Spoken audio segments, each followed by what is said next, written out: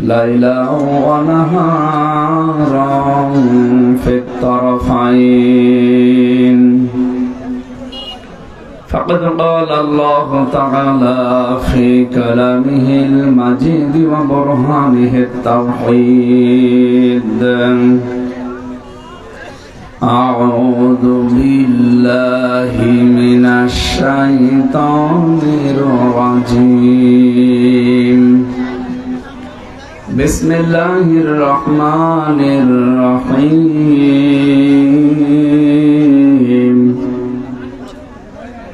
ولقد آتينا داود وسليمان علما وقال الحمد لله الذي فضلنا على كثير من عباده المؤمنين.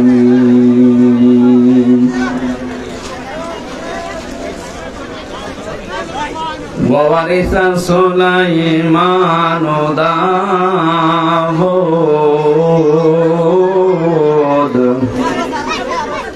وقال يا أيها الناس علمنا منطق الطير وأوتينا من كل شيء إن هذا لهو الفضل المبين. صدقت يا ربنا. عن أبي هريرة رضي الله تعالى عنه قال: قال النبي صلى الله عليه وسلم: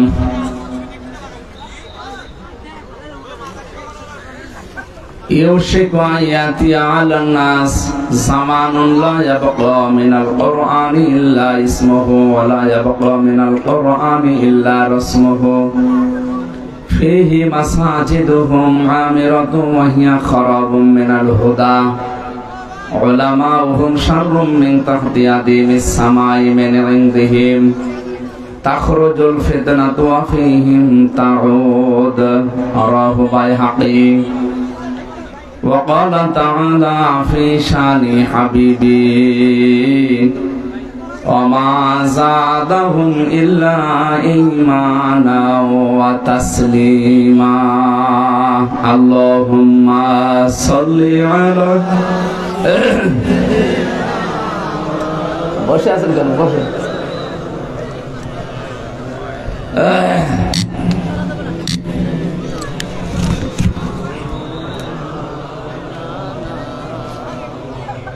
আলহামদুলিল্লাহ। মাছের বাজার পেয়েছে, কথা বলেন কেন? আর এখানে দাঁড়িয়ে কি করেন? এখন বসে যান।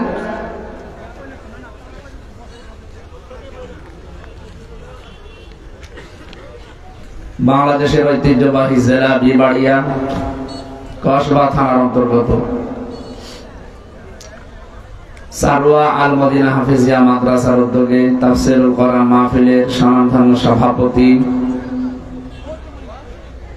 জনাব কারি জনাব মোহাম্মদ জামাল উদ্দিন দামাত বারকাতুহুল আলিয়া, মাহফিলের প্রধান অতিথি জনাব মোহাম্মদ আলমগীর হোসেন, আমন্ত্রিত অতিথিবৃন্দ, এতক্ষণ যারা কথা বলেন মাওলানা হোসেন মাহফুজ চুয়াডাঙ্গা, মাওলানা মোবারক হোসেন, হাফেজ মাওলানা রুহুল আমিন, কারি ইমরান বিন কাউসার, আমার পরে যিনি আসবেন ইসলামিক চিন্তাবিদ মুফাসসির কোরআন জনাব মাওলানা মোল্লা নাজিমউদ্দিন, আতালাল্লাহু উমরাহু ওয়া বারাকাল্লাহু ফি হায়াতিহি, বলেন আমিন।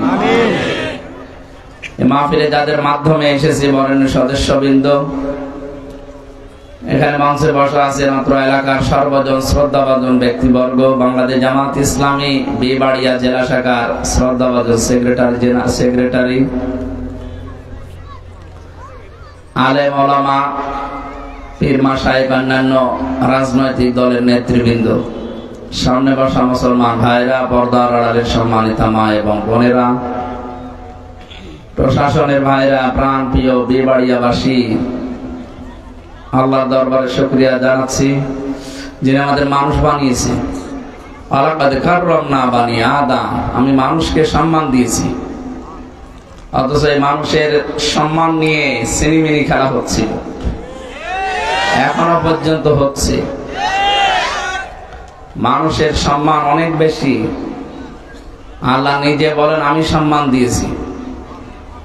ওয়ালাকাদ কাররামনা মিন বানি মুসলিমিন দেয়নি, যে মুসলিম সন্তানদেরকে শুধু আমি সম্মান দিয়েছি না, বানি আদম, আদম সন্তান, এটা যে ধর্মেই পালন করুক না কেন, আদম সন্তান যারা, তাদের সম্মান আল্লাহ নিজে দিয়েছে। এই জন্য মানুষের সম্মান যেন নষ্ট না হয়। এ দেশে বিভিন্ন ধর্মের মানুষ আছে আমরা জানি, মানুষ সব আদম সন্তান, ধর্ম যার যার সে পালন করতে পারে। মানুষের সম্মান নিয়ে যেন আগামীতে আর কেউ সিনেমিনি খেলতে না পারে, সেই বিষয়ে আমরা সতর্ক আছি এবং থাকবো ইনশাআল্লাহ। যে আল্লাহ আমাদেরকে সত্যি আদম সন্তান বানালেন অন্য কোন সৃষ্টির ভেতরে না দিয়ে, 18,000-এর বেশি মাখলুকাত আছে দুনিয়ায়, আল্লাহ আমাদের মানুষ বানিয়েছেন, বলেন আলহামদুলিল্লাহ। দরুদ আর সালাম পড়ছি মুহাম্মদুর রাসূলুল্লাহ সাল্লাল্লাহু আলাইহি ওয়াসাল্লামের প্রতি। এই পৃথিবীতে আল্লাহ রাব্বুল আলামিন যাকে পাঠিয়েছিলেন আদর্শ নেতা হিসাবে, তিনি এখন আর নেই। তিনি বিদায় নেওয়ার পরে কিয়ামত পর্যন্ত নেতৃত্ব দিতে পারবে কারা? কোরআনে কারিমে কয়েকটা গুণের কথা বলা আছে যে এরা নেতৃত্ব দিতে পারবে। এক নম্বরে নেতা হওয়ার জন্য শর্ত হচ্ছে আপনাকে জ্ঞানী হওয়া লাগবে। কোন জ্ঞান? আল্লাহ যে জ্ঞান পাঠিয়েছেন ওই জ্ঞানে জ্ঞানী হওয়া লাগবে, তার মানে কোরআনে কারিম। এই বিষয়ে জ্ঞান না থাকার কারণে আজ অনেক মানুষ ভুলভাল বকতেছে। ওয়ালা তাকফু মা লাইসা লাকা বিহি ইলমুন, আল্লাহ বলেন যে বিষয়ে জানো না মুখ খুলবা না। আর বাংলাদেশে এই রোগটা বেশি, যেটা জানে না ওইটার বিষয়ে কথা বেশি বলে। এই কয়েকদিন ধরে আমরা দেখতে পাচ্ছি অনেকে এমন এমন কথা বলছে, অথচ তার পেটে বোম মারবে, তারা ইখলাস শুদ্ধ করে বলতে পারবে। তারা ফতোয়া দিচ্ছে যে কোরআনে কারিমে রাজনীতি নেই। নাউজুবিল্লাহি মিন যালিক। আপনি কোরআন কি জানেন? কোরআন লিখতে হয় কি করে তা জানেন? হ্যাঁ, কোরআনে কারিম মানে কি আপনি তা জানেন? আপনি যে ফতোয়া দিয়ে দিলেন যে কোরআনে রাজনীতি নেই, যার উপরে নাযিল হয়েছিল সেই মুহাম্মদুর রাসূলুল্লাহ রাজনীতি করেছেন না করেননি? শুধু করেননি, তিনি রাষ্ট্রপতি ছিলেন। রাষ্ট্রপতি হয়েছেন 1-2 দিন 5 দিনের জন্য, 10 বছর। কতদিন? এগুলো কি সব বানানো কথা? আপনি কোন কারণে বলেন যে কোরআনে রাজনীতি নেই? ধর্ম ব্যবসায়ী যারা, এরা ধর্মের নামে ব্যবসা করে। নাউজুবিল্লাহি মিন যালিক। এই কথাগুলো বুঝে হোক না বুঝে হোক যারা বলেছে তাদের ঈমান চলে গেছে। কারণ আপনি সরাসরি হাত দিয়েছেন নবীর ওয়ারিসদের গায়ে। আলেম ওলামা শুধু আলেম ওলামা নয়, এরা সরাসরি নবীর উত্তরাধিকারী। আর ওলামা ওয়ারাসাতুল আম্বিয়া। সুতরাং এ বিষয়ে আমাদের সতর্ক থাকা দরকার। যারা এগুলো করছে নিজের দুনিয়া আখিরাত সব নষ্ট করে ফেলছে। হাজারো মানুষের ভেতরে প্রতিক্রিয়া দেখা দিচ্ছে, আপনার প্রতি খারাপ ধারণা করছে মানুষ, যে এটা মানুষ নাকি অন্য কিছু। আপনাদের জেলাতে একজনের নাম আমরা সারা বাংলাদেশের সন্তান, শুধু আলেমদের বিরুদ্ধে যাওয়ার কারণে, মুক্তাদির নাকি যেন নাম, মানে আলেম বিরোধী ছিলেন। এক শ্রেণীর আলেমদেরকে বিরোধিতা করতেন। এই কারণে সারা দেশের ভেতরে যেভাবে হোক তার নাম প্রচার হয়ে গেছে যে লোকটা আলেম বিদ্বেষী। এখন আবার নতুন করে কোনো মানুষ যদি ওই জালেমদের মতো আরম্ভ করে, কালকে একজনের বক্তব্য শুনলাম, সে বলতেছে যে 15 বছর কোরআনের অনুষ্ঠান করতে যেমন অনুমতি লেগেছে, আগামীতে আমরা যদি আসতে পারি এভাবে অনুমতি না একেবারে বন্ধই করে দেব। আপনি এগুলো করতেন তো পরে বলতে পারতেন না, এখনই বলে দিলেন, মানুষ তো সব বুঝে ফেলবে। বুঝে ফেলবে না, এইগুলো তো এখনই বলে দেওয়া ঠিক হচ্ছে না। আপনারা করবেন আমরাও জানি, তো এইগুলো পরে, এখনই বলার দরকার নেই, আগে অন্তত বসে নেই। না বসতে যদি সবই ফাঁস করে দিন তো মানুষ এমনি তো বুঝে ফেলছে অনেক কিছু, আবার বুঝেও ফেলছে, বুঝে ফেলবে। এই জন্য মনের ভেতরে যা আছে এটা যেন থাকে। আর আমরা তো দেখতে পাচ্ছি এই মজলুম সংগঠন, ওইটা শহীদ প্রেসিডেন্ট জিয়াউর রহমানের হাতে গড়া, তিল তিল করে বাংলাদেশ স্বাধীন হওয়ার প্রায় ৬-৭ বছর পরে এই দলের জন্ম। দলের জন্ম ৭৮ সালে না, ৭১ সালে স্বাধীন হলে ৭৮ কয় বছর হয়? ৬ বছর। কত? ৭২, ৭৩, ৭৪, ৭৫, ৭৬, ৭৭, ৬-৭ বছর পরে এই জন্ম। এই মানুষগুলো এখন যদি নতুন করে কোনো কথা তোলে কারো বিরুদ্ধে, এই যে চেতনার কথা বলে বলেই তো এই 15.5 বছরে এই জালেমারা শেষ করে দিয়েছে দেশটা। নতুন করে কোন চেতনা এই দেশে কিন্তু আর চলবে না। চেতনার কথা বাদ দিন, যে শব্দ দিয়ে আপনি ঘায়েল করতে চান ওই শব্দটাই বিস্ফোরক হয়ে চেয়ার থেকে নামিয়ে দিয়েছে আপনাকে। রাজাকার শব্দ বলেছিলেন না? কালকে যে জন্ম নিয়েছে সেও বলছে আমিও রাজাকার। এই জন্য আগামীতে এরকম কোন শব্দ আপনি চেতনাধারী হবেন না, কারণ এটা মানুষ বিশ্বাস করে যে আপনার চেতনায় কাজ হবে না। হাসিনার এই চেতনা যেহেতু আর খায়নি মানুষ, আর সামনে খাবেও না, যে মানুষগুলো এরকম আবল তাবল কথা বলছেন আপনারা থামবেন। সবাই এখন জানাচ্ছে যে আপনারা দলের ক্ষতি করার জন্য উঠে পড়ে লেগেছেন। যে কয়টা কথা বলছে দেখেন সবগুলো বাইরে থেকে এসেছে, একটাও এই মানুষগুলো খোদ ওই দলের সেই বীজ থেকে, চারা থেকে আসে না। এই পাশের জেলা কিশোরগঞ্জ না, এই কিশোরগঞ্জ জেলা ফজলুর রহমান একজন আছে, ছাত্রলীগের সভাপতি ছিল। সেই লোকটা এখন ওখান থেকে তওবা মওবা করে ফিরে এসে দলে যোগ দিয়ে ওই বড় মনে হলো ওই সব হয়ে গেছে। আপনার এত বেশি চেতনা কোথায় ছিলেন 17 বছর? আপনি কি করেছেন বলেন? আপনার কি আছে অবদান? এবং যে সমস্ত জায়গাতে মানুষ ইসলাম প্রিয়, বিশেষ করে বাংলাদেশের সাতক্ষীরা, চাঁপাইনবাবগঞ্জ, চট্টগ্রাম, এই জায়গাগুলোতে, চট্টগ্রামের পরে কক্সবাজার, এই জায়গাগুলোতে একচেটিয়া মানুষ ইসলাম ইসলাম আর ইসলাম ছাড়া কিচ্ছু চায় না। সে যে ইসলামই হোক, ইসলাম চায় তারা। এখানে আপনি অন্য কিছু খাওয়াতে পারবেন না। এখন বাংলাদেশে বহু জেলা আমি পেয়েছি, প্রায় 32টার উপরে, তো যারা ইসলাম ছাড়া অন্য কিছু সেখানে চাই না। জোর করে কিছু দিতে গেলে উগরিয়ে ফেলে দেবে। এখানে আপনি খাওয়াবেন কি করে? আর যে জোয়ার উঠেছে আমরা দেখতে পাচ্ছি কোরআনের আয়াত অনুযায়ী, ইযা জা নাসরুল্লাহি ওয়াল ফাত ওয়া রাআইতান নাসা ইয়াদখুলুনা ফি দীনিল্লাহি আফওয়াজা। হে নবী, যখন আল্লাহর সাহায্য আসবে তখন আপনি বিজয় দেখতে পাবেন। আর বিজয় দেখতে পাওয়ার পরে কয়েকটা জিনিস সামনে আপনার ভেসে উঠবে। তার এক নম্বরে আপনি দেখতে পাবেন আরাআইতান নাসা ইয়াদখুলুনা ফি দীনিল্লাহি আফওয়াজা, দলে দলে পালে পালে মানুষ ইসলামে প্রবেশ করছে। আপনি আগস্ট মাসের 5 তারিখের আগ পর্যন্ত এই দেশের জরিপ দেখেন। যারা জরিপ ছাপায় তারা তো আন্দাজে কিছু করেনি, অন্তত হালকা পাতলা কিছু পেয়েছি।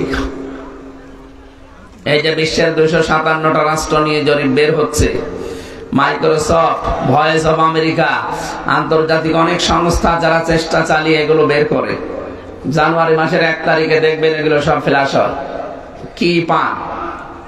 সারা দুনিয়ার 257টা রাষ্ট্রে সবচাইতে সাম্প্রদায়িক সম্প্রীতি নিয়ে বসবাস করে বাংলাদেশের মানুষ। অথচ আমাদের পাশের দাদা বাবুরা সারা জীবন ছড়িয়েছে যে এই দেশে নাকি সংখ্যালঘু নির্যাতন হয়। কি সারা দুনিয়ার মোড়লদেরকে কথা শোনাতো না যে দেশে সংখ্যালঘু নির্যাতন হয়? অথচ রিপোর্ট দিচ্ছে খ্রিস্টানরা, ইহুদিরা যে না, তামাম দুনিয়ায় সবচাইতে বেশি নিরাপদে আছে বাংলাদেশে অমুসলিমরা।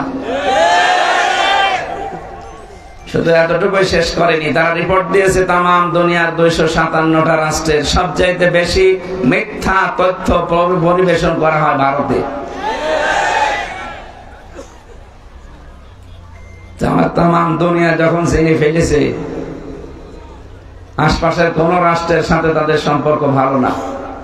ভারত আমাদের শত্রু নয়, ভারত আমাদের শত্রু নয়, হিন্দুরা আমাদের শত্রু না। শত্রু হচ্ছে উগ্রপন্থী কিছু আছে, জঙ্গি হিন্দু, এরা এগুলো মানুষ নামে কলঙ্ক, যারা আল্লাহর ঘর একটার পর একটা ভেঙে দেয়। পৃথিবীর কোন ধর্মে আছে যে উপাসনালয় সব ভেঙে দেওয়া লাগবে? কোন ধর্মে আছে? আর আপনারা যতগুলো আল্লাহর ঘর ভেঙে ফেললেন, আপনাদের পূর্বপুরুষরা এই পৃথিবীতে আল্লাহর ঘরে হাত দিয়ে কাজ মাকুল হয়ে গেছে। আব্রাহা, কথা বলেন না কেন? বাবরি মসজিদ থেকে শুরু করে গতকালকে একটা মসজিদ ভেঙেছেন ভারতে।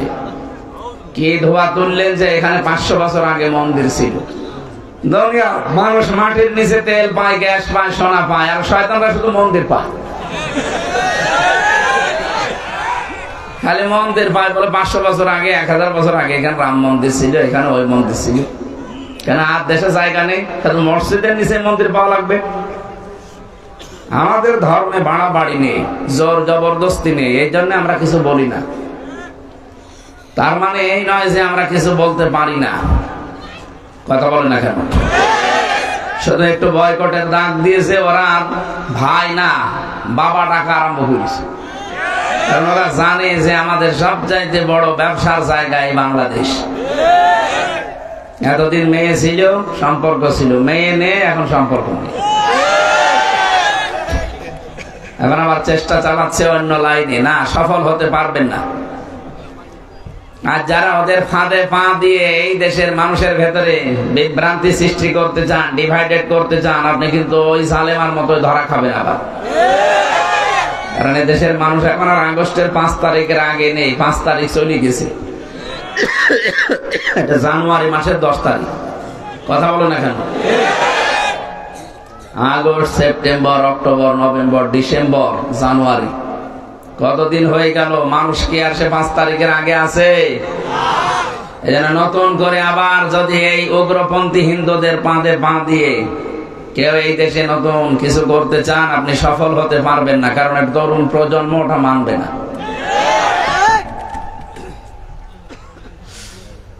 আমার ভাইরা, আমরা যে কথা বলার জন্য পর্যন্ত আসলাম, নেতৃত্ব যারা দিতে চাইবে তাদেরকে প্রথম নাম্বারের কোয়ালিটি অর্জন করতে হবে, তারা জ্ঞানী হবে। আর জ্ঞান যত আল্লাহ সবে কোরআনে কারিমের ভেতরে রেখে দিয়েছেন। আর রহমানু আল্লামাল কুরআন খলাকাল ইনসানা আল্লামাহুল বায়ান। আল্লাহ বলেন, আমি যে রহমান, আমার সব চাইতে বড় দয়ার প্রমাণ, আমি তোমাদেরকে কোরআন শিখিয়েছি। এই কোরআনে কারিমের জ্ঞান আমি যাদেরকে দিয়েছি, এটা সব চাইতে বড় দয়ার প্রমাণ। এটা কোরআন যারা পেয়েছে এই মানুষগুলো যেন খুশি হয়। قل بفضل الله وبرحمته فبذلك فليفرحوا هو خير مما يجمعون। হে নবী, আপনি বলুন, তাম দুনিয়া চাপে আনন্দে আছে, আমি আল্লাহর কাছে কিন্তু কোরআন শ্রেষ্ঠ। সুতরাং যারা কোরআন পাবে তারা যেন আনন্দে থাকে, তারা যেন খুশি হয়। এই বাংলাদেশে আমরা কোরআনে কারিম পেয়েছে কারা? প্রশ্ন আসতে পারে, যারা পড়তে পারে তারা না। ভালো করে খেয়াল করে কথাগুলো মিলাবেন। আল্লাযীনা আতাইনাহুমুল কিতাবা ইয়াতলুনাহু হাক্কা তিলাওয়াতি। রব্বুল আলামিন বলেন, যাদেরকে আমি কিতাব দিয়েছি, তার মানে কোরআনে কারিম দিয়েছি। কোরআনের 53টার উপরে নাম আমি পেয়েছি, তার একটা নাম আছে, কোরআনের নাম কিতাব। কোরআনের নাম কি? এই কিতাব যাদেরকে দিলাম, এই পৃথিবীর ময়দানে মানুষগুলো দেখবেন তারা হক আদায় করে কোরআন পড়ে। আমি হাক্কা তিলাওয়াতের ব্যাখ্যা পড়েছি, কোন মানুষ যদি হক আদায় করে কোরআন পড়তে চায়, মাস্ট বি এই জীবনে তাকে 4টা বিষয় মানা লাগবে। ও বিবাড়িয়াবাসী, মিলান তো আপনার জীবনে আপনি কোরআন পেয়েছেন কিনা, আপনি আসলে হক আদায় করে তেলাওয়াত করেন কিনা। আমি আবার বলছি, রিপিট করছি, ভালো করে খেয়াল করেন। যারা কিতাব পেয়েছে, কোরআন পেয়েছে, তারা এর হক আদায় করে পড়ে। উলাইকা ইউমিনুনা বিহি, আর এরাই কোরআনে বিশ্বাসী। আমা ইয়াকফুর বিহি ফাউলাইকা হুমুল খাসিরুন। যারা এভাবে পড়ে না, হক আদায় করে না, এই মানুষগুলো আমার কোরআন বিশ্বাস করে না, তারা ক্ষতিগ্রস্ত। বলে নাউজুবিল্লাহ। মনে মনে ভাবতে পারেন কি বলছে, আমার বাড়িতে কোরআন শরীফ আছে, আমার 2 ছেলে হাফেজ, আমি প্রতি সপ্তাহে একটা করে খতম করি, আর এ বলে কোরআনই আমি নাকি পড়ি না। না, পড়া এই শব্দটা যদি কেউ হক আদায় করে কিছু পড়তে চায়, তাকে 4টা শর্ত মাস্ট বি মানা লাগবে, নয়তো তার পড়ার হক আদায় হবে না। কথা বলছে? 1 নম্বরে আপনাকে শুদ্ধ করে পড়া লাগবে। এটাকে আমি বানাচ্ছি নাকি? আরাতিলিল কুরআনা তারতিলা। রব্বুল আলামিন বলেন, আমার কোরআন যদি পড়েন হে নবী, আপনি সহি শুদ্ধ করে তার তিলের সাথে পড়বেন, থেমে থেমে স্পষ্ট ভাবে।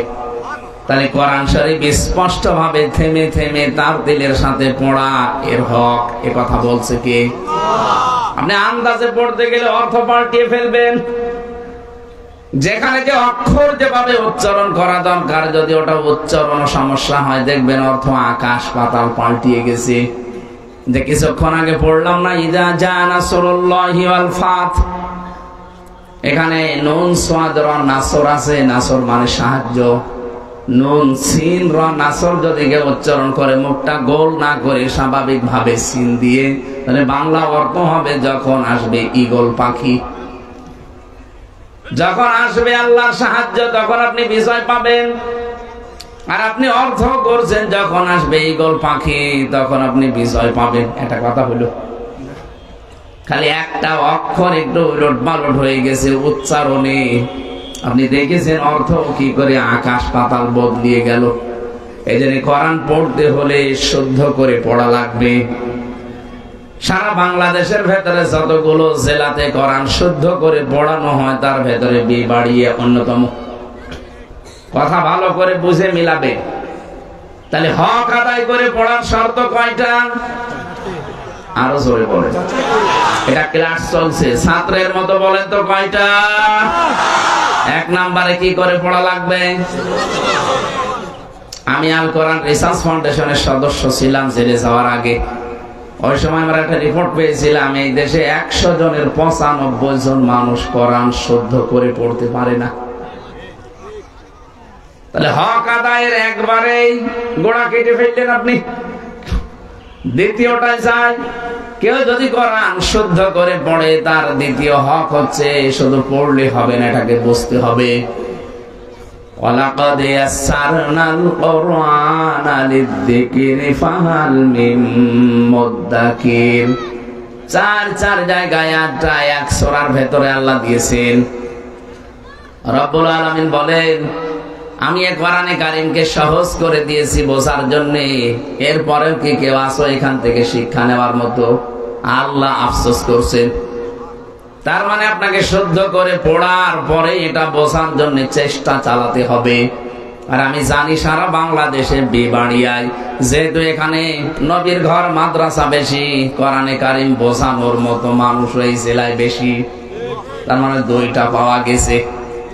কি কথা বলছেন না? 3 নম্বরে, শুধু নিজে বুঝলে হবে না, এটা নিজের প্র্যাকটিক্যাল জীবনে মানতে হবে। কম বেশি জেলার মানুষ কোরআনে কারীম মানার ক্ষেত্রে যে দেখি ধরা খেয়ে যায়। কোরআন যদি সত্যি কেউ মানতে চায়, বিশ্ব নবীর হাদিস আমি কিছুদিন আগে কসবার যে কি এলাকায় জেনে এসেছিলাম, কালিয়ারা। আগে একটা হাদিসের ব্যাখ্যা করেছিলাম প্রথম অংশের, মান ক্বারাআল কুরআনা ফাস্তাযহারাহু, যে ব্যক্তি কোরআন পড়ে আর কোরআনকে ইজহার করার চেষ্টা করে। ইজহার মানে বিজয় করা, শুধু ইজহার মানে প্রকাশ করা না, স্পষ্ট করা না। ওটা নুন সাকিন আর মিম সাকিনের যে কায়দা আছে ইজহার, ওখানে হয়তো স্পষ্টের অর্থ শেষ। কিন্তু তাফসীরে হাদিসের ব্যাখ্যায় যদি কেউ ইজহার শব্দের ব্যাখ্যা শুধুমাত্র স্পষ্ট করা বলে, হবে না, এখন অর্থ আছে। ইজহারের চূড়ান্ত অর্থ হচ্ছে কোরআনে কারীমকে বিজয় করার জন্য চেষ্টা চালাতে হবে। আপনি কোরআন যদি বিজয় দেখতে চান, বিজয় যদি হয়ে যায় কোরআনে কারীম, তাহলে আপনি দেখবেন ফাহাল্লা হালালাহু ওয়া হারামা হারামাহু, এর হালাল বিধানগুলো আপনি হালাল জেনে মানতে পারবেন, আর হারাম বিধানগুলো হারাম জেনে আপনি ছেড়ে দিতে পারবেন। আদখালাহুল্লাহুল জান্নাহ, নবীজি বলেন আল্লাহ তাকে যেন জান্নাতে দিয়ে দিয়েছে। জান্নাতে দেবে না দিয়েছে? আদখালা এটা মাঝে, এটা পাস্ট। আদখালা ইয়াদখিলু, নবীজি বলেন আল্লাহ তাকে যেন জান্নাতে দিয়ে দিয়েছে। তার মানে কোরআনে কারীম যতদিন বিজয় না হবে ততদিন আপনি হালালকে হালাল জেনেও মানতে পারবেন না, হারামকে হারাম জানার পরও আপনি ছেড়ে দিতে পারবেন না, বাধ্য হবেন হারাম কাজ করতে। এরকম জায়গা দেশে নেই?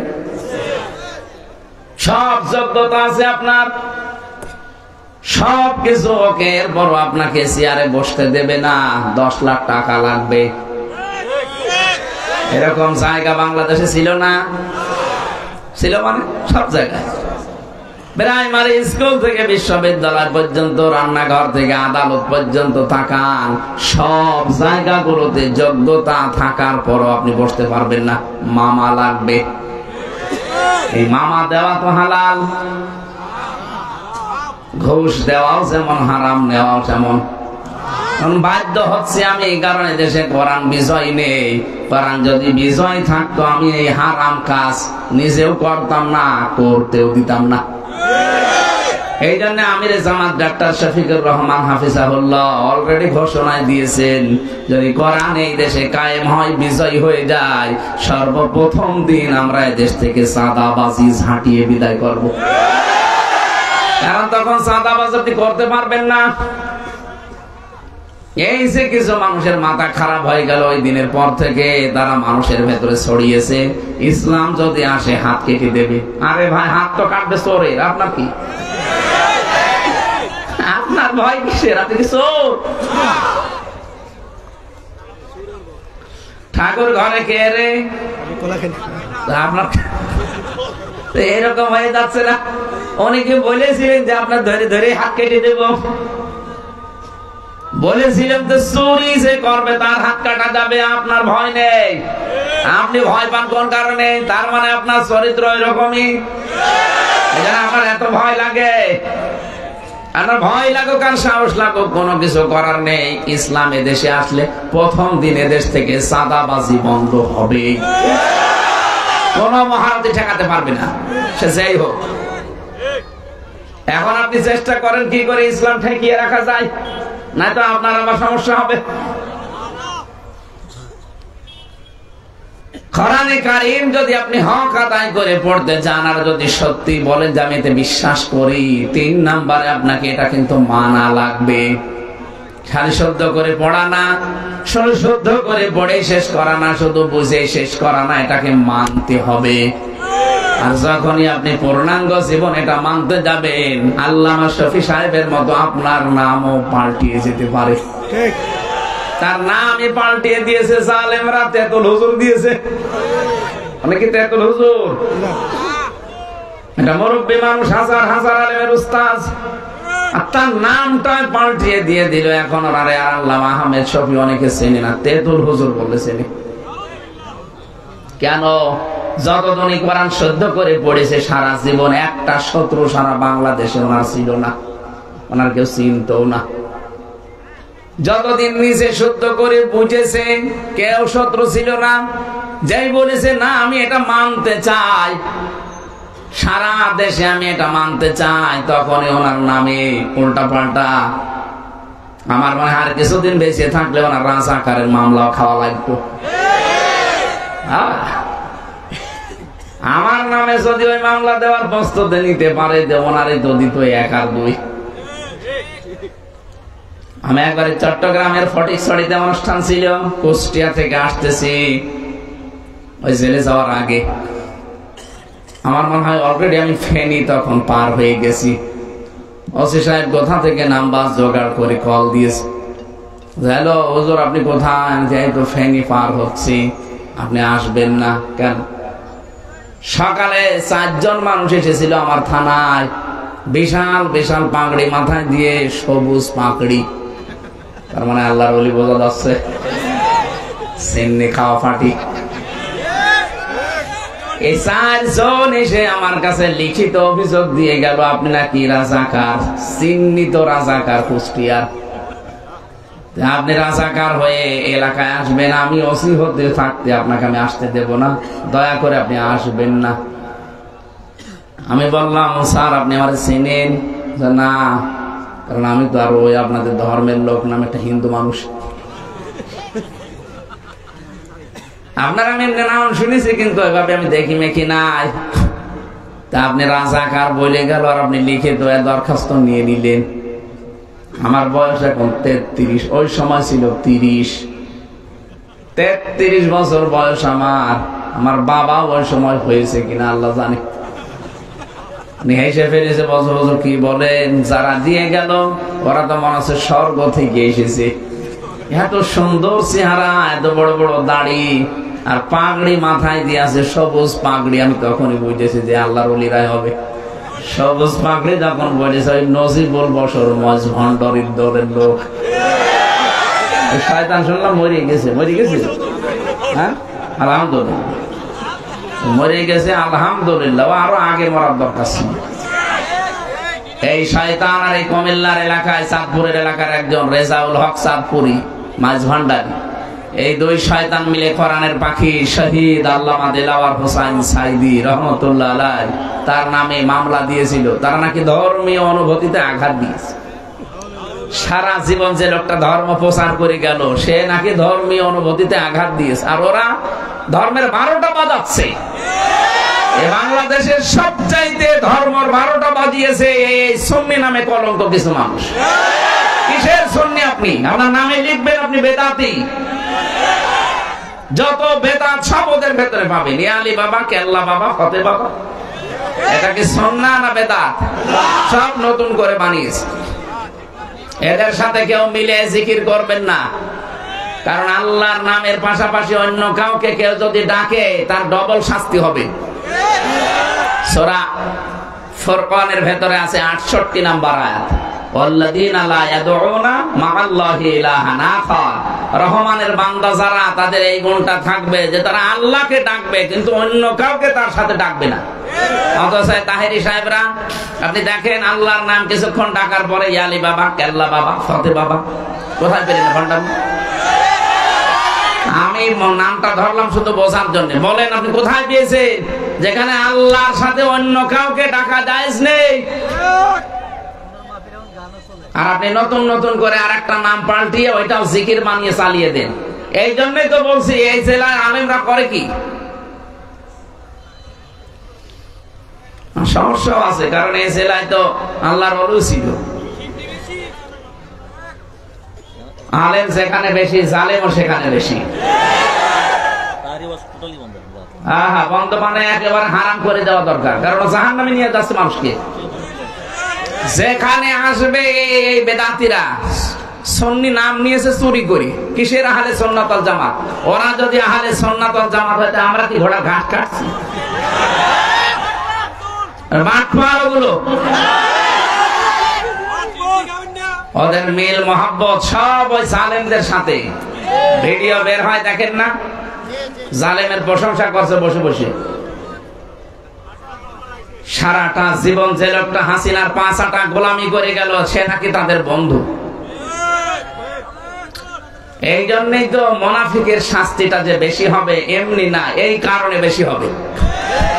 এরা এই দলও আছে, আবার ইসলাম যদি আসে দেখবেন ওরা আবার ওই দলও আছে। না, প্রচার যখন প্রকাশ যখন হয়ে গেছে, ওই শয়তানরা যেন আর আসতে না পারে।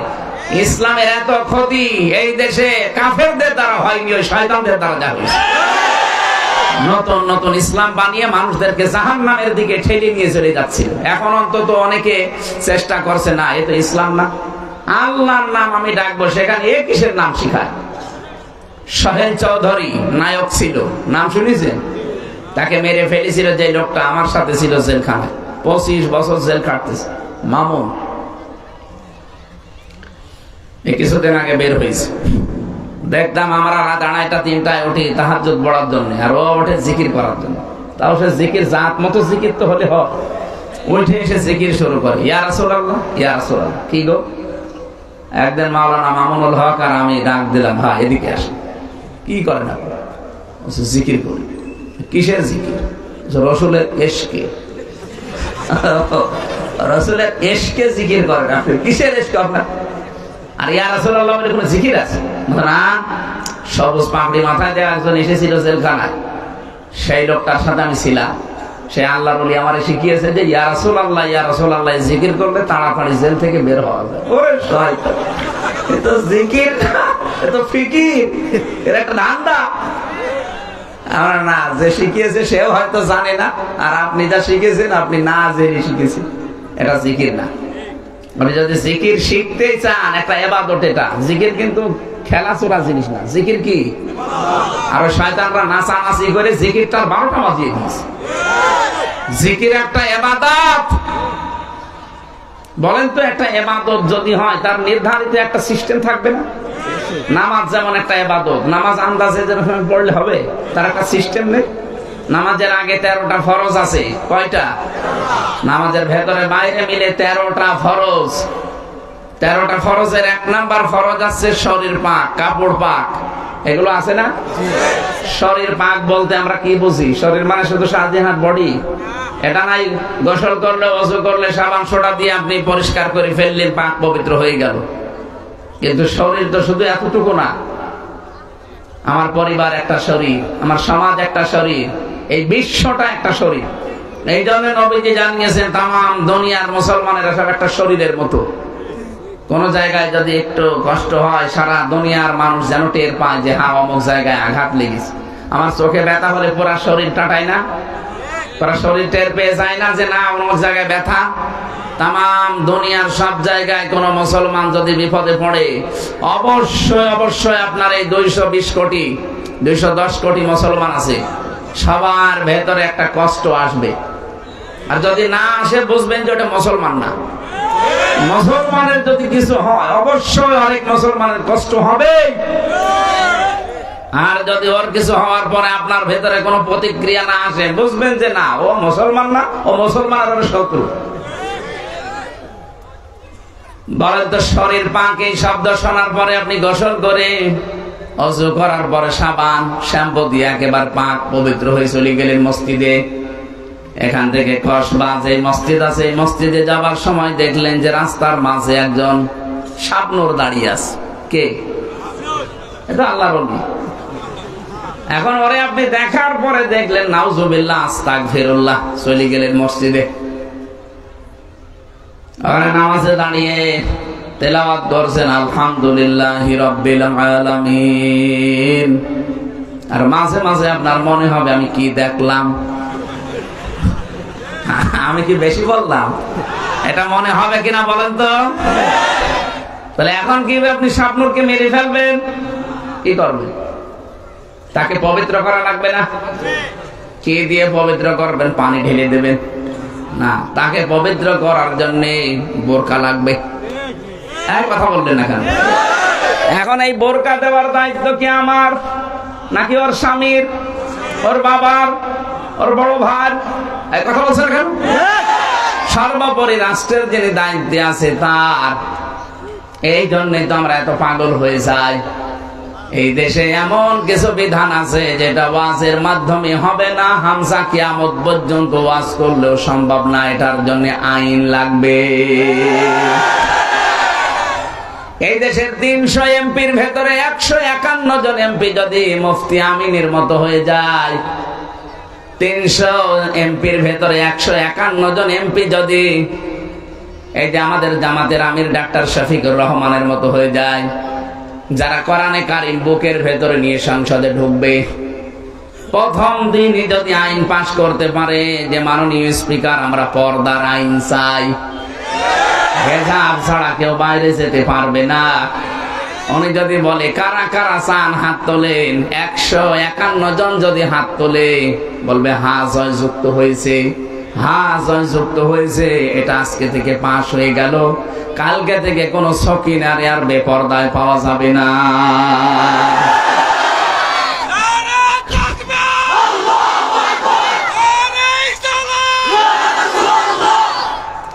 এইটাই তো আমরা চাচ্ছি। আপনি যে আন্দাজে নাম বলেন যে এরা ধর্ম ব্যবসায়ী, ধর্মকে পুঁজি করে এরা ক্ষমতায় যেতে চায় না, আপনি আন্দাজে ভুল বুঝেছেন। কিয়ামত পর্যন্ত যদি ক্ষমতায় যেতে নাও পারি তাও চরম পন্থা অবলম্বন করব না, কিন্তু আমরা চাই যেভাবে সিস্টেম আছে সে আমরা আল্লাহর এই বিধানটা কায়েম করতে চাই। আর এই জন্যই তো এই মানুষগুলোকে পাঠাতে হবে কোরআন বুকে নিয়ে যারা ঢুকতে পারে। এমন মানুষকে পাঠানো যাবে না যে লোকটা ঢুকেছে লাল পানি খেতে খেতে। এমন মানুষ দেশে ছিল না, যারা মদের ব্যবসা করে, বাবার ব্যবসা করে। এই যে টেকনাফে একজন দায়িত্বে ছিল বদি, ও ইয়াবা সম্রাট ছিল, ইয়াবা সম্রাট। আমার ভাইরা এই জন্য আমরা যেটা বোঝাতে চাই না, আজানটার একজন জবাব দিয়ে দেন। সুবহানাল্লাহ আলহামদুলিল্লাহ মনে মনে জিকির করেন আর একজন জবাব দেন। সুবহানাল্লাহ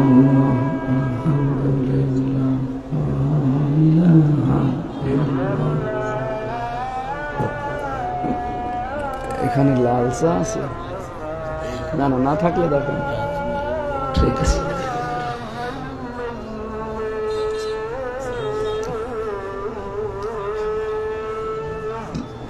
সুবহানাল্লাহ আলহামদুলিল্লাহ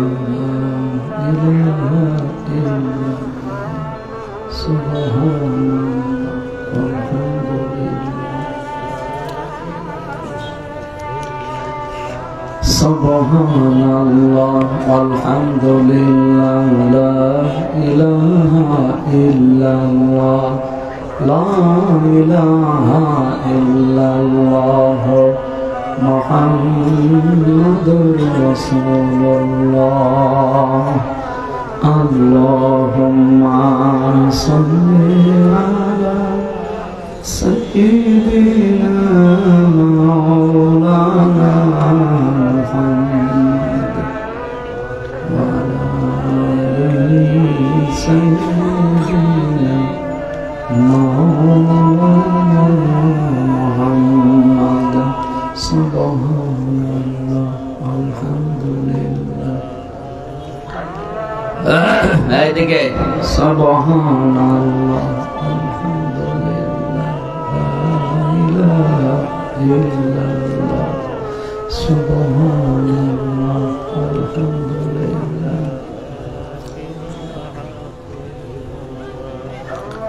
সুবহানাল্লাহ আলহামদুলিল্লাহ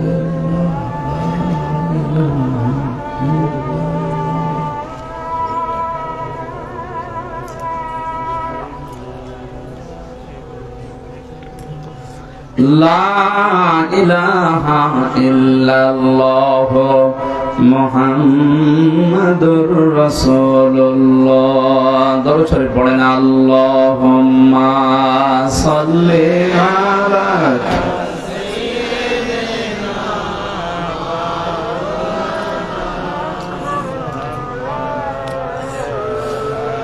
ওয়ালা আলি সাইয়্যিদিনা মাওলানা সুবহানাল্লাহ আলহামদুলিল্লাহ লা ইলাহা ইল্লাল্লাহ লা ইলাহা ইল্লাল্লাহ মুহাম্মাদুর রাসূলুল্লাহ। আমার ভাইরা, আমি কোরআনে কারীম হক আদায় করে পড়ার যে শর্তগুলো লাগিয়েছিলাম, এটাকে আমি বানিয়ে লাগিয়েছি? বলেন, শুদ্ধ করে পড়তে হবে, 2 নম্বরে বসতে হবে, 3 নম্বরে আপনাকে এটা মানতে হবে। আরে মানার জন্য আমি বারবার চেষ্টা চালাচ্ছি। এই দেশে যারা একামতে দিনের দায়িত্ব পালন করে মন থেকে, আমি আবার বলছি, যারা মন থেকে একামতে দিনের দায়িত্ব পালন করে লোক দেখানোর জন্য না, আপনি দেখবেন এই মানুষগুলো এইটা চায় যে আমি কি করে কোরআনের বিধান মানতে পারি। এমন একটা পরিবার, এমন একটা সমাজ, এমন একটা রাষ্ট্র আমরা তৈরি করতে চাই যেখানে কোরআনের বিধান মানা যায়। এটা যদি কেউ রাজনীতি মনে করেন, হ্যাঁ এটাই আমার রাজনীতি। আমি তো চাই এদেশের 18 কোটি মানুষ আল্লাহর বিধানগুলো মেনে চলুক। আমি নিজে শুধু মেনে চলবো না, আমি এটা মানতে চাই এবং মানাতে চাই। আল্লামা আহমেদ শফী যতদিন পর্যন্ত নিজে পড়েছেন, বুঝেছেন, মেনেছেন, কিছুই হয়তো না। যেই বলেছে না আমি এটা মানাতে চাই, এই দেশে নবীর বিরুদ্ধে কেউ যদি কথা বলে টিকে থাকতে না পারে, আমরা ফাঁসি চাই, তখনই তাকে শাপলা চত্বরে হাজার হাজার মানুষের জীবন দেওয়া লেগেছে। কথা বলেন ঠিক কিনা? আল্লামা দেলাওয়ার হোসাইন সাইদি সহ যত মানুষ এই দেশ থেকে অন্তত এই ফ্যাসিস্ট সরকারের আজকে বিদায় নিল, আপনি বলেন তো তারা যদি সারা জীবন কোরআন পড়তো, কোরআন বুঝতো, নিজেরা যতটুকু আছে মানতো, কিচ্ছু হইতো না তাদের। বলেন, যেই বলেছে না আমি মানতে চাই, সুতরাং আমি মানাতে চাই এই দেশের মানুষকে, তখনই তারা 13 বছর আটক করে রেখেছে। আমারও প্রথম দিন অফার দিয়েছিল, যেই দিন ধরে ওই দিনের পরের দিনে রিমান্ড দিয়েছে। রিমান্ডে আমারে বলেছে দেখেন যা যা বলতে বলি এইগুলো বলবেন, আর আমরা যেগুলো বলি এইগুলো বাইরে যেয়ে বলবেন, আপনাকে কালকে ছেড়ে দেব না। এত 5-8 গোলাম এখনো আমি হয়নি। আপনি যা যা শিখিয়ে দেবেন এইগুলো সব দেশের বিরুদ্ধে, আকিস গ্রুপের বিরুদ্ধে, জামাত ইসলামের বিরুদ্ধে। কোন কারণে আমি বলতে যাব? যদি না বলেন তাহলে আপনার বউ তুলে নিয়ে আনবো। এত নিচে নেমেছিল এই শয়তান, না এই মানুষ মানব শয়তান গুলো এত নিচে নেমেছিল। আমার ভাইরা, এখানে এই জেলায় যারা আলেম আছেন মনে করছেন আমি এত সুন্দর করে কোরআন শরীফ পড়ি, আমার হক আদায় হয় না? না হয় না। আপনাকে শুদ্ধ করে তো পড়া লাগবে। আপনি একটা মানলেন, 2 নাম্বার আপনাকে বুঝতে হবে, আপনি বোঝেন ও কম বেশি। 3 নাম্বার আপনাকে মানতে হবে, আপনি মানতে পারছেন। আপনি পরিবারে কোরআন মানেন, সমাজে মানেন, আপনি কি অর্থনীতিতে কোরআন মানতে পারছেন? সেখানে তো ব্যাংকিং ব্যবস্থা এমন তৈরি করা আছে যা সুদ দিয়ে চলে। এটা আপনার ওয়াজে বন্ধ হবে না, এটা বন্ধ হওয়ার জন্য আইন তৈরি করা লাগবে। অর্থনীতি ইসলামে নেই, এক কথা বলেন না কেন? এটা একটা ইবাদত, অনেকে জানেই না। এর ভেতরে যে কতগুলো নিয়ম নীতি আছে ব্যবসা করার জন্য। নবীজি নিজে যেহেতু ব্যবসা করেছেন, এই যে মুদারাবা বলা হয়, মুদারাবার কি কনসেপ্ট কি? একজন টাকা দেবে আর একজন শ্রম দেবে। খাদিজাতুল কুবরা রাদিয়াল্লাহু তাআলা আনহা তিনি অর্থ দিয়েছিলেন, মুহাম্মদুর রাসূলুল্লাহ শ্রম দিয়েছিল। এইটাই তো মুদারাবা বলে। কোন ব্যাংকে এই ব্যবসা এভাবে করে আপনি বলেন? যদি করে কোন ব্যাংক, আপনি তার সাথে কারবার করবেন। আর এটা করার জন্য শুধু ওয়াজ করলে হয় না, এটার জন্য আইন পাশ করা লাগে। সুদ ভিত্তিক অর্থনীতি গুলো চলছে, ব্যাংকিং ব্যবস্থা চলছে। আপনি যদি সেখানে যে আয়াত পড়ে বলেন সুবহানাল্লাহ সুবহানাল্লাহ, হবে? নবীজি নিজে 13 বছর মক্কায় নামাজ পড়েছিলেন। কত বছর? 13টা বছর। বলেন তো, কাবা শরীফের সময় 360টা মূর্তি ছিল না? উনি যে 360টা মূর্তির সামনে নিয়ে 13টা বছর উনি মক্কায় থাকতে নামাজ পড়লেন। ওনার নামাজ হওয়ার কথা। কি মনে হয় আপনার নামাজ হওয়ার কথা? মূর্তির সামনে নিয়ে নামাজ হয়? তাহলে ওনার নামাজ হলো কি করে? নামাজ হয়েছিল এই কারণে, কারণ উনি বাধ্য। মূর্তি সরানোর ক্ষমতা ওনার ছিল না। ওই নবী মদিনায় যে রাষ্ট্র ক্ষমতা হাতে পেয়ে যখন মক্কা বিজয় করলেন, তখন একটা একটা করে মূর্তিগুলো সব ভেঙ্গে ভেতর থেকে ফেলে পুরা পরিষ্কার করলেন। এবার নামাজ পড়েছিলেন না পড়েন নাই? এই দেশে যতদিন যাকাত ভিত্তিক অর্থনীতি রাষ্ট্রীয় ভাবে কায়েম না হয় ততদিন আপনি নির্দ্বিধায় ইসলামী ব্যাংকে কারবার করবেন, কারণ তার একটা শরিয়া বোর্ড আছে। এখন যদি মনে করেন না সোনালী রূপালী চৈতালি ইসলামী সবই সমান, কে বলেছে আপনি সমান? এটা তো পারছে না, তাই বাধ্য হয়ে আপনাকে এই কাজ করাচ্ছে। আর ওরা তো একবারে সরাসরি করছে। ইসলাম এসে গেলে ওইগুলো যদিও থাকবে না, সবগুলো পরিবর্তন হয়ে ইসলামী ব্যাংকের আদলে চলবে। সেখানে মোশারাকা থাকবে, মুদারাবা থাকবে, মোরাবাহা থাকবে, বায়ে সালাম থাকবে, বায়ে ইস্তেসনা থাকবে, বায়ে মুআজ্জাল থাকবে, বায়ে ওয়াহিদা, এরকম 28টা নিয়ম আছে। এগুলো সবগুলো তখন রাষ্ট্রীয় ভাবে পালন করা আপনার জন্য আইন করে দেওয়া হবে। মানবেন না? মানে নামাজের বিলটা যদি ওই সময় আনা হয়, যাকাতের বিলটা যদি আনা হয়, এদেশে যত সুদ ভিত্তিক অর্থনীতি আছে, ব্যাংকিং ব্যবস্থা আছে, সবগুলো তখন বন্ধ হয়ে যাবে। তার মানে নবীজি যখন ক্ষমতা পেয়েছিলেন তখন যেমন সব ভেঙ্গে ভেঙ্গে চুরমার করে পরিষ্কার করে করে নামাজ পড়েছিলেন, ওই রকম অবস্থা হবে। আমরা তো ওইটা চাচ্ছি ভাই। তাছাড়া একেবারে 50 বছর ক্ষমতায় বসে থাকবো না। কখনো এইরকম মন যদি কারো থাকে, তার ইমানের সমস্যা আছে। যদি কারো ভেতরে এই লালসা থাকে যে আমি ক্ষমতায় বসে 50 বছর থাকবো, তার ইমানের সমস্যা আছে। আপনার এইটা থাকা লাগবে যে আমি এই বিধানগুলো কায়েম করার মাধ্যমে 18 কোটি মানুষকে আমি সুদ থেকে, মায়ের সাথে জেনা করা থেকে বাঁচাবো। এই যে এলাকায় টাকা ছেড়ে রাখে, 1000 টাকা ছেড়ে রাখে, মাসে মাসে 200 টাকা করে বেশি পায় না? এলাকা এখন শুরু হয়নি। এটা যে মায়ের সাথে একেবারে প্রকাশ্যে জেনা করার গুনাহ হয়, আপনি জানেন? অথচ এলাকায় বহু মানুষ বলছেন করে। যারা যারা করেন বলেন তো, আপনি মায়ের সাথে কেবল জেনা করে আসলেন, আপনি নামাজ পড়বেন, ভল্টামিন একটা, আপনার নামাজ হয়? তাও যাত্রার সাথে হলে হয়, নিজের গর্ভধারী মায়ের সাথে জেনা করবেন আর নামাজ পড়বেন, রোজা রাখবেন, আর আপনার নামাজ কবুল হয়ে যাবে। আল্লাহ কি পাগল হয়ে গেছে? এইটা তুলে দেওয়া লাগবে না? এটা কি ওয়াজে বন্ধ হবে? কারা কারা এগুলো ছেড়ে দেবেন? নিজের আসল টাকা বাদ দিয়ে লাভ ছেড়ে দেবেন, হাত তোলেন তো। কয় টাকা ছেড়ে রেখেছো? এদিকে আসো। এই দাঁড়িয়ালা, কয় টাকা ছেড়েছেন? সবাই তারা কি সবাই ঠিক না না, বুঝেছেন? আমার মনে হচ্ছে এলাকায় এই ব্যবসাটা চলছে। এমনকি এই যে জমি জায়গা দিয়ে যে সমস্যাটা আছে এই দেশে, বহু জায়গায় আমরা দেখি 1 বিঘা জমি আমি ভাইয়ের কাছে নিলাম, ওনারে 1 লাখ টাকা দিলাম, যতদিন জমি করে খাবো ততদিন টাকা ফেরত দেওয়া লাগবে না। কি এটার নাম কি? অর্থ। এটা কি আপনার আছে? ঠিক আছে। এটা কিন্তু মায়ের সাথে জেনা করার গুনাহ হচ্ছে আপনার। যেই করেছেন এটাকে বন্ধ করা লাগবে। হ্যাঁ, সিস্টেম আছে, ওই 2টা পালন করলে এটা আপনি বাঁচতে পারবেন। যতদিন আপনি ওই জমি করে খাবেন, 2 বছর 5 বছর 10 বছর, ততদিন সরকারের খাজনা আপনি দেবেন। 2 নম্বরে যখন উনি ওই টাকা আমার কাছ থেকে ফেরত নেবে, জমি ফেরত দেওয়ার পর যদি 1 লাখ টাকা নেয়, 8-10 হাজার টাকা কম নেওয়া লাগবে। কথা বুঝেছেন? আমি জানি আপনি করবেন না, কারণ লস হয়ে যাবে। লাভ লসের মালিক কি আপনি বলেন তো? 1 লাখ গরু বিক্রি না করে বাজার থেকে চলে আসতেছে, এসার পরে ডাকাতি ধরিছে। গরু বিক্রি করনি? বলছে বাবাজি দাম পাইনি, এই জন্য বিক্রি করেনি। তো দাঁত মুখ খুলে ফেলবো, দাম পাওয়া দরকার কি? টাকা তো আমরা নেব, যা হয়েছে তাই বিক্রি করবি, টাকা কিন্তু বাড়ি দিয়ে যাবে, টাকা তো নেবো আমরা বসে আছি। লাভ লসের মালিক কে? আপনি কে?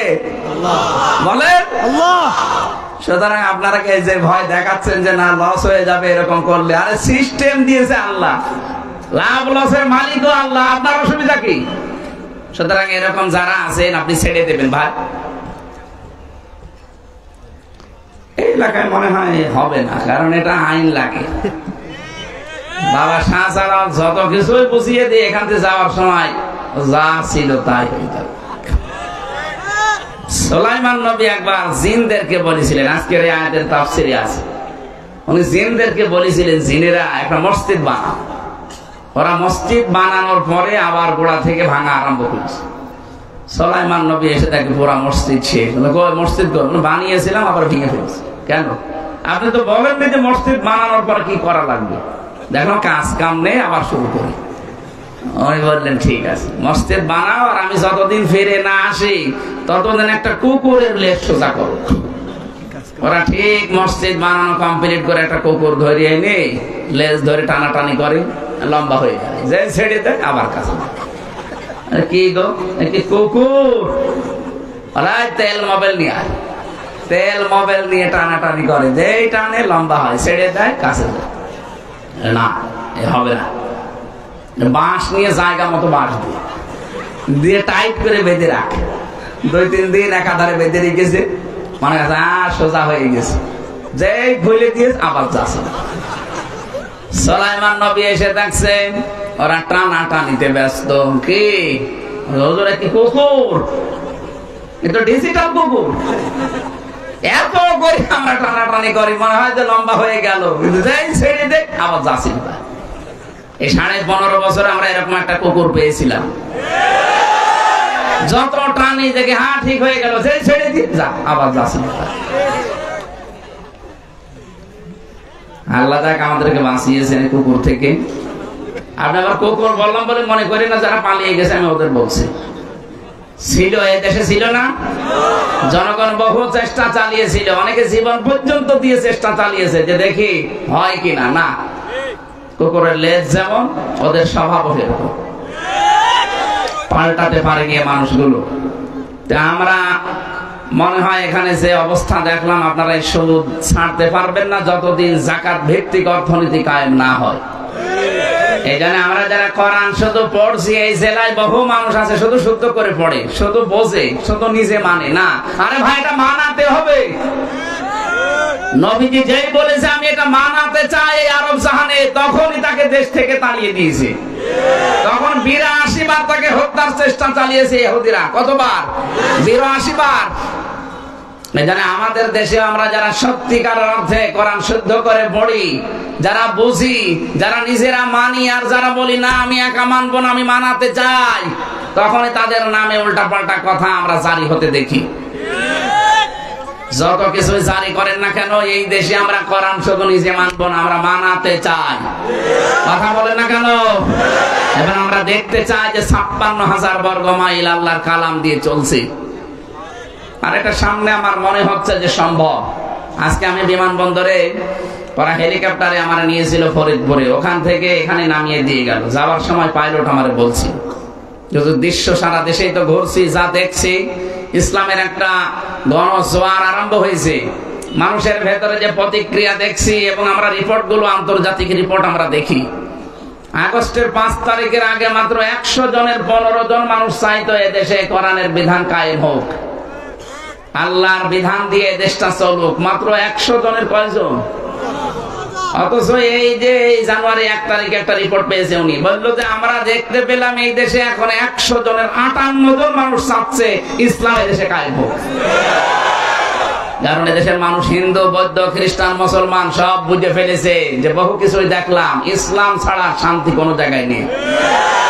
যারা অন্তত ইসলাম একটু মেনে চলে তাদের কাছে দেশটা নিরাপদ। উনি আমাদের 2 জনের নামও বললো, মাওলানা মতিয়ার রহমান নিজামী, আলী হাসান মোহাম্মদ মুজাহিদ। বলছে এই 2 জন ইসলামী মাইন্ডের ছিল, অথচ উনি মুসলমান না। ওই লোকটা মুসলমান না, হিন্দু মানুষ। আজকে যিনি নিয়ে এসেছিল পাইলট, মুসলমানও না। উনি বলছে আমরা তো দেখতে পাচ্ছি এই 2 জন মানুষকেও তো আমরা দেখেছিলাম, এরা ইসলাম মেনে চলতো, এই জন্য এদের একটা টাকা দুর্নীতি পাওয়া যায়নি। পৃথিবীর ইতিহাস এরা পাল্টিয়ে দিয়েছে। কি গো, এত বড় মন্ত্রী, কৃষি মন্ত্রীর দায়িত্বে ছিল, শিল্প মন্ত্রীর দায়িত্বে ছিল, সমাজ কল্যাণ মন্ত্রীর দায়িত্বে ছিল। এই আপনাদের এই জেলায় একজন ছিল না সমাজ কল্যাণ মন্ত্রী, মারা গেছে মনে হয়, নাকি পাশের জেলা মহাসেন নাকি জানেন না, ওই যে আলী মহাসেন নাকি নাম ছিল, যে হবিগঞ্জের লোকটা মনে হয় ঘুমাতো খালি। কয়েকটা ভিডিও দেখেছিলাম, ও কোন জায়গায় বক্তৃতা দিতে দিতে ঘুম পড়েছে। কি গো, সমাজ কল্যাণ মন্ত্রী ছিল, লোকটা মরে গেছে না, মারা গেছে। একটা হিন্দু মানুষ আমারে বোঝাচ্ছে যে হুজুর এইরকম মানুষ যদি 52 জন মন্ত্রী এই দেশে তৈরি হয়েছে তো তাহলে এই দেশটা একটা মিনি স্বর্গ হয়ে যেত। তো জান্নাত বলে না, স্বর্গ বলে, বলছে মিনি স্বর্গ হয়ে যেত। আমি বললাম হ্যাঁ এইটাই দরকার। এই দেশে শুধু 300 জন এমপির ভেতরে 151 জন এরকম তৈরি হোক, তাদের 620টা বাড়ি হবে না, তাদের একটা বাড়ি। আমি পাবনায় গিয়েছিলাম, মাওলানা মতিউর রহমান নিজামী সাহেবের বাড়ি, একজন মন্ত্রী, কয়েকবারের এমপি, তার বাড়ি এখনো টিন উপরে, নিচে চাটাই দেওয়া আর মাটির দেওয়া। আর আমরা শুধু মেম্বার হতে দেরি। মানুষ তো এমন সব বুঝে ফেলেছে ভাই। তারা হিন্দুরাও বলছে যে না, এদেশে ইসলাম ছাড়া শান্তি পাওয়ার কোন রাস্তা নেই। আপনি দেখেন সেদিন আমিরে জামাত ডাক্তার শফিকুর রহমান খুলনা গিয়েছিল, খুলনা কয়রা, ওখানে একজন হিন্দু নেতা সে এসে বলছে দেখেন যা দেখলাম যা বুঝলাম এই দেশে, ও তো আল্লাহ বলতে পারে না, একেবারে বলছে উপরওয়ালার বিধান ছাড়া শান্তি হবে না। তারা বুঝে ফেলছে আর আপনি এখনো বোঝেন না, মানে নাকি না বোঝার ভান করে আছেন? এই ভান বাদ দেন, ভান বাদ দেন। এখন সময় চলে এসেছে, যেহেতু এই কয়েক মাসে 15 থেকে 58 হয়ে গেছে, আর কিছুদিন যেতে দেন, ইসলামের যে জোয়ার সৃষ্টি হয়েছে 100 জনের 100 জন মানুষ বলতে বাধ্য হবে যে আমরা ইসলামের দেশে চাই। মানুষ যখন ভিকটিম হয়ে যায় তখন তার দিকদার ঠিক থাকে না। আমি নিজে ছিলাম তো নিজে বুঝেছি। ভালো মানুষ ধরে নিয়েছে আপনি টাকা চাবেন, আমারে নিয়েছে বলছে 10 লাখ টাকা দেন, নাই তো 50টা মামলা দেব। মনে হচ্ছে টাকা আমার বাবার কাছে পায়, সে টাকা পাচ্ছে। আগস্টের 5 তারিখের পরও আমরা দেখলাম অনেককে চাঁদাবাজি করতে, মনে হচ্ছে টাকাও পায়, যে বলছে দেন। আরে ভাই চাঁদাবাজি না করে আমিরে জামাত বলে না যে ভিক্ষা করে খাবেন। আপনি মানুষ চাঁদাবাজি করেন, ঢাকা তো এত খারাপ না। হ্যাঁ, আমি 19 সালে আমার মাহফিল ছিল সিরাজগঞ্জে, ওই যে লালন শাহ সেতু পার হয়ে গাড়ি আমার আটকিয়ে দিল, ডাকাত যা ছিল শব্দ নিয়ে নিল, ড্রাইভারকে দিল 2 চড়, দিয়ে ওর মোবাইলটা নিয়ে নিল। নিয়ে আমি বললাম ঠিক আছে চলেন। হুজুর দাঁড়ান, যাবেন যে চলে, এখনো কুষ্টিয়া কত দূর, তেল মেল লাগবে না, কিছু আছে না? আর কিছু নেই। ওখান থেকে 500 টাকা বের করে বোঝায় যে 5 লিটার তেল কিনে নেবেন, নিয়ে বাড়ি যাবেন। ড্রাইভার কিছুক্ষণ যাওয়ার পরে বলছে হুজুর ডাকাত হলো ইমানদার ডাকাত। আমরা তো এরকম ইমানদার ডাকাত দেখতে পাচ্ছি না, ইমানদার ডাকাত তো না। এই কয়েকদিন আগে নারায়ণগঞ্জ বন্দর এরা 12:30টার পরে 12:30টার পরে গেছে এই চাঁদাবাজি করতে। এত বড় সাহস, গাইবান্ধার জজের কাছে 50 লাখ টাকা চাঁদা চেয়েছে। বলছে আমি রাতের বেলা চাইলাম, কে গো মানুষ টের পাইলো কি করে? আরে শয়তান, রাত 12টা 1টায় বলে আমি চাঁদা চেয়েছি, মানুষ টের পেলো কি করে? কি মেশিং ওরা লাগিয়ে বসে আছে জানেন আপনি? আমি নিচে দেখিয়ে এসেছি রিমান্ডে। আপনি পায়খানায় বসে বসে কি করছেন সেটা ওরা দেখতে পাচ্ছে। এত বড় কঠিন জিনিস ওদের হাতের মুঠার ভেতরে। গোয়েন্দা বিভাগের এখন বলছে যে আমরা দেশটা শুধু দেখতে চাচ্ছি যে কে কিভাবে কি করে, সব তো আমাদের নখদর্পণে আছে। এজন্য আপনি থামেন, দলের নাম নিয়ে হোক আর নিজের পরিচয় হোক, যা করছেন একবার যদি ওই 4 দেওয়ালের মাঝে চলে যান না, কোনো বাপ আপনাকে বের করবে না। কত অসহায় হয়ে থাকা লাগে, আমি নিজে তো দেখেছি 3টা বছর, কেউ কারো না। এই জন্য উল্টাপাল্টা কাজ করেন না, দরকার হয় ভিক্ষা করে খান, নিজের রক্ত দরকার হয় বিক্রি করে খান, তারপরও এই চাঁদাবাজি করা যাবে না, মানুষকে ঠকানো যাবে না। আল্লাহ আমাদেরকে তৌফিক দিন মেনে চলার, বলেন আমিন। সূরা নমলের যে 15 নম্বর 16 নম্বর আয়াত পড়েছিলাম, আজকের আমার আলোচনার বিষয় ছিল জ্ঞান। এটা একটা দামি জিনিস। আমি মাওলানা নাজিম সাহেবকে বলে যাব যিনি ওই বিষয়ের উপর যেন উনি আলোচনার টাচ দেন। যদি ওনারা এই আয়াতগুলো পড়তে পারে, দেখবেন এখানে অনেকগুলো শিক্ষা বের হবে। আজকের মাহফিলটা তো ওই পুলিশ ভাই, কি জানো নাম ওনার, হ্যাঁ মাহফুজ ভাই, উনি তো জোর করে নিয়ে এসেছে। আমার মাহফিলটা দেবিদ্বারে, ওইটা 1 বছর আগে নেওয়া, জেল থেকে বের হওয়ার পর। এটাও নিয়েছিলাম, কিন্তু এই যে সাংগঠনিক মাধ্যমে ছাড়া যায় না তো এখন, এই জন্য এলোমেলো হয়ে গেছে। আগামীতে আমরা একটা করে মাহফিল নেব, এক এক জেলায়, সর্বোচ্চ ওই মাথায় একটা, এই মাথায় একটা, এইভাবে। আর মাঝখানে সর্বোচ্চ এক জেলায় 2-3টা দিলে পুরো জেলা কভার হয়ে যাবে। সারা দেশে যাওয়া লাগে, এই জন্য আমরাও আর দিয়ে পারছি না। আজকে আর 4-5 মিনিট আছে, আপনারা নামাজ পড়ে এখানে এই মোল্লা নাজিমকে তুলে দেবেন। আল্লাহুম্মা আমিন। اللهم اغفر لي وارحمني واهدني وعافني وارزقني يا رب العالمين رب ارحمهما كما ربياني صغيرا। সারাটা জীবন অপরাধ করে জীবনটা নষ্ট করে ফেলেছি। আল্লাহ আমাদের অপরাধের দিকে তাকিও না, তোমার রহমতের দিকে তাকাও। জিন্দেগীর গুনাহগুলো মাফ করে দাও। তোমার বান্দা মাহফুজ এলাকার মানুষকে সাথে নিয়ে বিশাল জান্নাতের বাগানটা সাজিয়েছে আল্লাহ। কোরআন প্রচার করার জন্য, কোরআন প্রসারের জন্য যারা এত কষ্ট করে, এদেরকে তুমি মেহেরবানি করে হেদায়েত দিয়ে দাও। তার বাবা মাকে মাফ করে দাও, তার সন্তানাদি স্ত্রী পুত্র যাদেরকে দিয়েছে তাদের সহি সালামতে রাখো। এ মাহফিলে যত বরণের সদস্য এসেছে, যত অতিথি আছে আল্লাহ, প্রত্যেককে তুমি ওমরের মতো বানিয়ে দাও। আল্লাহ তাআলা আমার পরে মাওলানা মোল্লা নাসিমউদ্দিন ভাই আসবেন, হেদায়েতমূলক কথাগুলো তার মুখ থেকে তুমি বের করে দিও। তার শরীরটাও তুমি সুস্থ রেখো। কোরআনের হক কথাগুলো তিনি যেন সঠিকভাবে বলতে পারে সেই ব্যবস্থা করে দিও। এলাকায় মাটির নিচে যারা ঈমান নিয়ে ঘুমিয়ে আছে এদেরকে মাফ করে দিও। বারাকাল্লাহু লানা ওয়া লাকুম ফিল কোরআনিল আযীম। আলহামদুলিল্লাহি রাব্বিল আলামিন।